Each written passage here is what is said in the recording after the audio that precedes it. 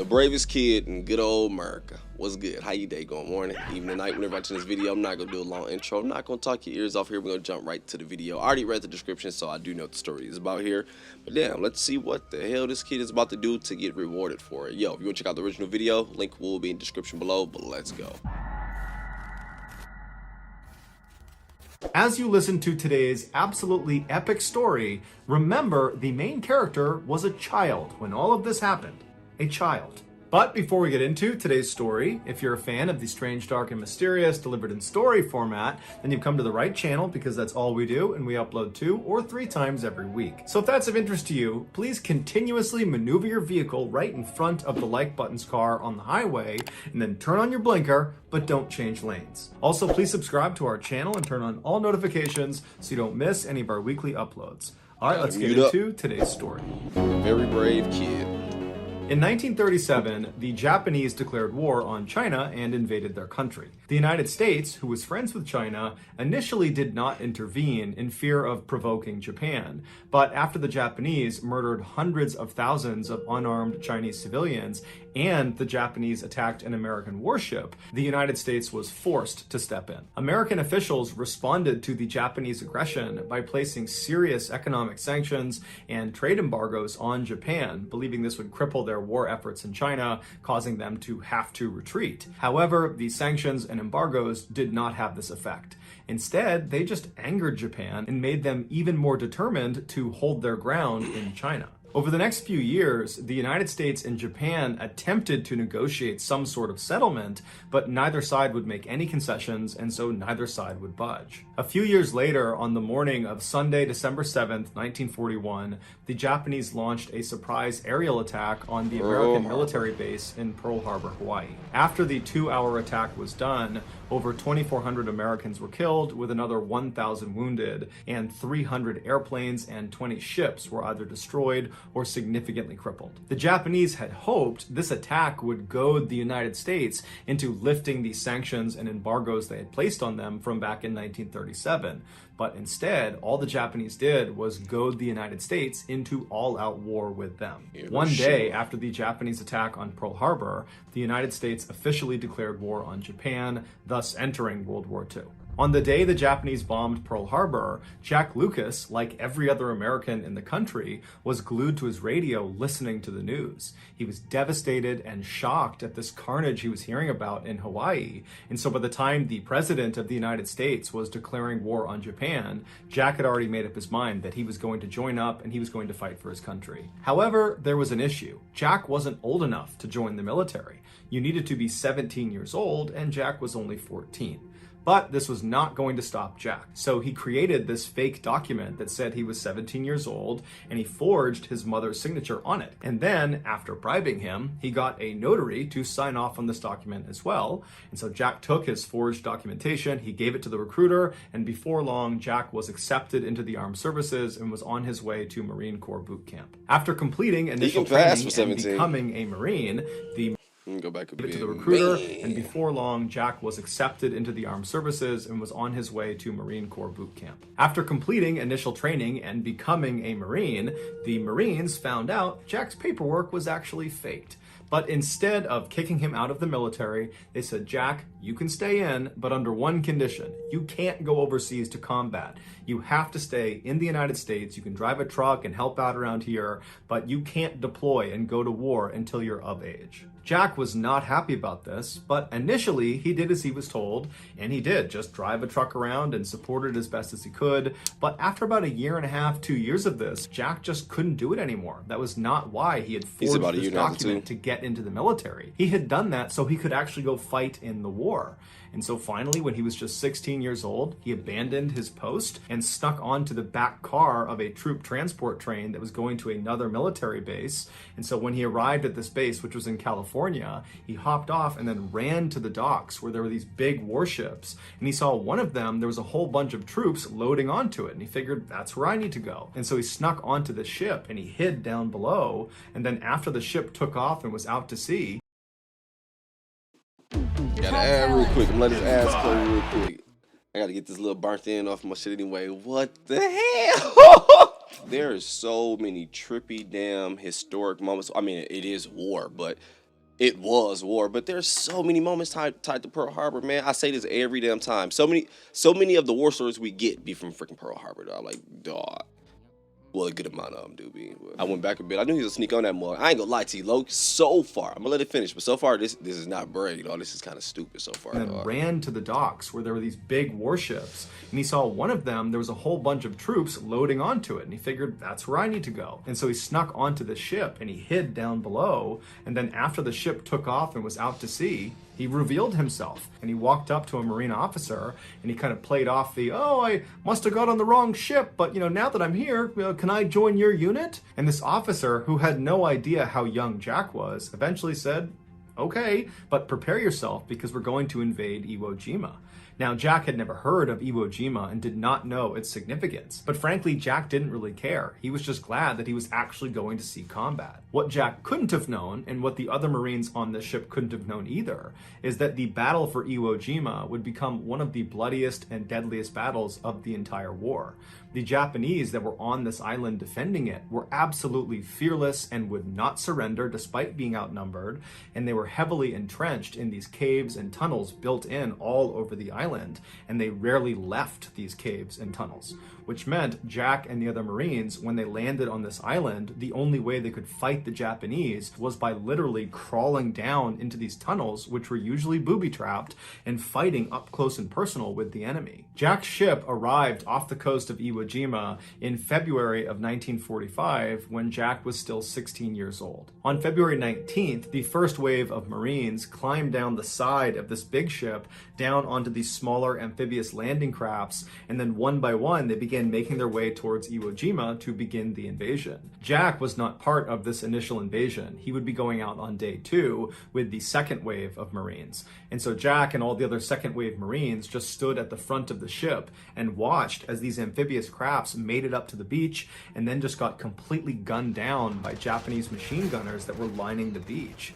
And so by the second day, when Jack and the rest of the Marines are getting ready to launch their assault, there are literally thousands of dead Americans just lining the beach. But Jack and the other second wave Marines, they knew this was their job, this was their duty, and so they were undeterred. They climbed down the side of the ship, they boarded their amphibious landing craft, and began the journey towards the island. As they got closer, the Japanese machine gunners opened fire not only on Jack and the boat he was in, but all of the crews that were coming towards the beach. And so hundreds of Americans were just getting gunned down before they even reached the sand. Jack and his crew managed to get to the beach, and so as the gate dropped on their boat, and as Jack is running onto the beach, the men around him are just getting cut to pieces by these machine guns.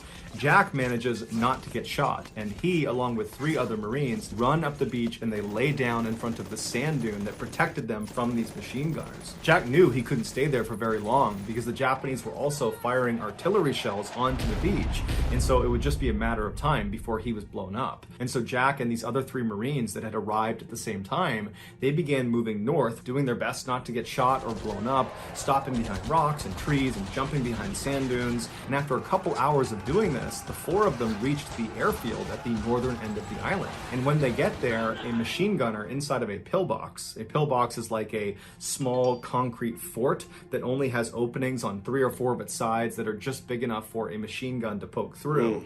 A machine gunner inside one of these pillboxes notices Jack and the other 3 Marines, and they open fire on them. And somehow, Jack and these other 3 Marines managed to not get shot, Jack, and boy, were able to lucky maneuver and then fire boy. through one of those openings and take out the machine gunner inside. And so now that this gunner is down, Jack and the others see the opportunity to run forward and take more ground of this airfield. And as they're running, other Japanese soldiers in the general vicinity, they see them, they start opening up on them from other pillboxes and other locations, and it forces Jack and these Marines to just jump into the nearest trench to avoid getting shot. And so they're jumping into a Japanese trench, which is a deep hole dug in the ground to protect yourself from getting shot. And as they jump in there, they're expecting to see Japanese soldiers coming towards them, but there weren't any soldiers. But they knew they couldn't stay there for very long because eventually Japanese soldiers would come through here and then they'd get killed. And so they quickly decided their best bet was to basically get out of this trench and run towards the pillbox where they knew they had taken out the machine gunner inside. So they could actually take that pillbox for themselves. And so their plan was they would run towards it and stop inside of each of the trenches along the way to protect themselves, because they know there are other Japanese that know where they are. And then once they get to the pillbox, they can regroup and call in reinforcements. And so one of the men Jack was with said, okay, I'll go first. This is crazy, man. And I ain't gonna lie to you, I'm not one who believes in luck. I don't even like the word, man. I just feel like, hey, you just gonna get out what the hell you put in, man. And shit, you straight at that direction. That's the direction life went. But it still just jumps out sometimes, though, dog. Man, but oh shit, Pearl Harbor, Nagasaki. I gotta watch that now, man. I feel like I'm in middle school again, man. Just enjoying some freaking war stories. I tell you, man, I love war stories. Hey, this is a long ad. I'm about to skip this mug in a little bit, dog. Run out of shit to talk about here. Hey, no, I used to just love to listen to the mugs because it's like it was once someone's reality, but only thing I can do, well, at the time, only thing I could do was read about the shit. Like, man, there's no way this happened this way, man. There's no way someone went through this shit. But it's like, yeah, someone fucking did. Oh, the ad about to be over anyway. All right, let's go, my bad. All right. And so he climbs out of his trench as the Japanese they are. And then once they get to the pillbox, they can regroup and call in reinforcements. And so one of the men Jack was with said, okay, I'll go first. And so he climbs out of his trench as the Japanese are shooting at him, and he sprints about 10 or 15 feet until he gets to the next trench on the way to this pillbox.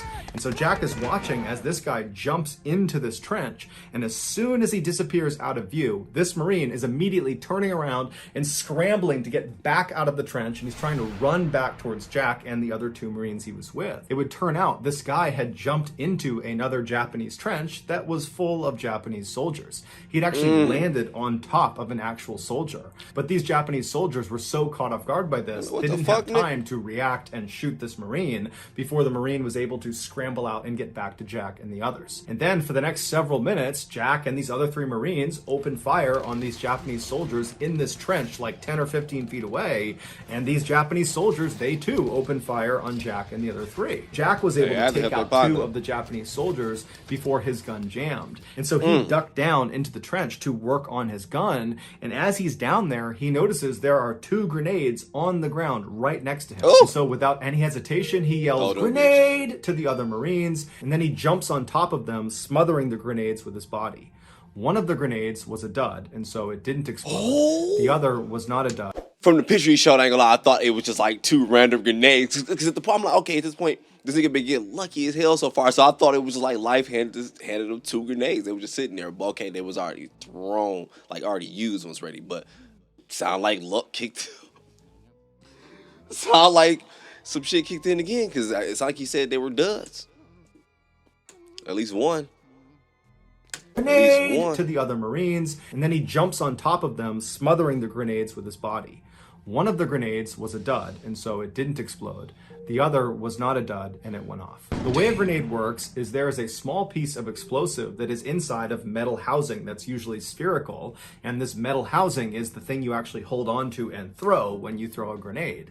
And so when this small explosive is triggered by pulling the pin and releasing the spoon, it detonates and it causes the metal housing itself to be ripped apart and sent flying. Basically, when a grenade goes off, it's like having hundreds of pieces of jagged metal shot off in every direction that are all traveling roughly at the speed of a bullet or faster. And so naturally, a grenade up close is incredibly lethal. In fact, the kill radius of a typical fragmentation grenade is about 5 meters. When the grenade under Jack that was not a dud exploded, it sent Jack flying into the air, and then when he came back down again, his comrades saw him and they could see he was clearly devastated from all the fragmentation that had been pumped into his body, and so they assumed he was dead. But even if they thought he was alive for some reason, there was nothing they could have done to have helped him, because they were actively being engaged by dozens of Japanese soldiers that were only about 10 or 15 feet away. And so eventually, these 3 other Marines that Jack had just saved were forced to leave Jack where he was and retreat back to the beach, and they would all live. The Japanese soldiers in the trench that they were fighting against would eventually come into Jack's trench, but most likely when they saw Jack laying there just completely ruined from this grenade, they assumed he was dead, and so they just kind of left him there. But Jack wasn't dead. He just couldn't speak, and he couldn't see anything, and he really couldn't move, although he could wiggle a few fingers on his left hand. And so for hours, as he lay there in agonizing pain, in and out of consciousness, he just wiggled the fingers on his left hand, hoping an American would see him and know he was still alive. And you gotta figure, this whole time, it is just constant chaos all around him. His chances of survival are incredibly slim. The idea that an American is gonna find him and be able to evacuate him is almost zero, and he must have known that. But by some miracle, eventually another American unit did find their way into Jack's trench, and they did notice him wiggling the fingers on his left hand. And so they were able to evacuate him from the trench down to the beach, and from there, under the cover of darkness, they were able to bring him out to a hospital boat offshore, and there he would begin the first of 26 major surgeries to remove the grenade shrapnel from his torso, his arm, and his face. Despite his grievous injuries, Jack would surprisingly make a full recovery. And 8 months after his injury, the President of the United States would award him the highest decoration for bravery, the Medal of Honor. He would be the youngest recipient of this award since the 1800s, and to this day, he is one of only a handful of miners to have won this award. Following his departure from the military, Jack would survive a near-death experience while skydiving when both of his parachutes, his main and his reserve, failed, and he just smashed into the ground, but some... As bad as I told you I don't believe luck. As bad as the only thing that popped in my head that I wanted to say was, I guess the luck ran out. Experience while skydiving when both of his parachutes, his main and his reserve, failed, and he just smashed into the ground, but somehow lived. He would also survive a very bad house fire, and he would survive an assassination attempt on his life by his ex-wife. And so naturally, he titled his memoir Indestructible. Jack would eventually die of natural causes on June 5th, 2008. He was 80 years old. So that's going to do it, guys. If you found the secret in today's episode, let us know in the comments section what it is and where you found it. So give us the timestamp. And if you're the first to do that, we'll pin you at the top of the comment God section. decided he wasn't ready for Jack. So he came back walking down the heaven steps. What the fuck?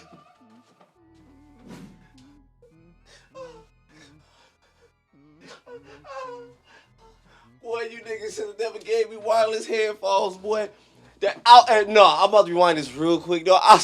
You got me messed up, dog. I'm about to jump into the whole conspiracy on your ass. This is a super soldier. I can say that. Regardless, though, I will say this though, because look, with him being this freaking strong, brave, indestructible, dog. I feel like he put his shit to good use. I feel like he understood at an early age, like, yo, I'm out here damn near like the Hawk, dog. I'm about to go ahead, help my people out, whatever. That's what it felt like he did. Let me hear this ending one more time, because I was feeling bad at the parachute. I'm like, damn, they both kicked out like this, and this is how he went out. He did all this amazing shit in war, and this is how he gonna go out. And then Mrballen just kept going, like, this nigga almost, he tried to be assassinated by his freaking ex. Man, let me go back one more time. A house fire, he probably laid in it. Jack would survive a near-death experience while skydiving when both of his parachutes, his main and his reserve, failed, and he just smashed into the ground, but somehow lived. He would also survive a very bad house fire, and he would survive an assassination attempt on his life by his ex-wife. And so naturally, he titled his memoir Indestructible. Jack would eventually die of natural causes on June 5th, 2008. Rest in peace, He Jack. was 80 years old. So that's going to do it, guys. If you found the secret in today's episode, let us know in the comments. I want to know what was his personality like, man, because you got to be a brave motherfucker to try to take out someone that been through all that, and then they survive your shit too. Like, oh, he gonna kill me.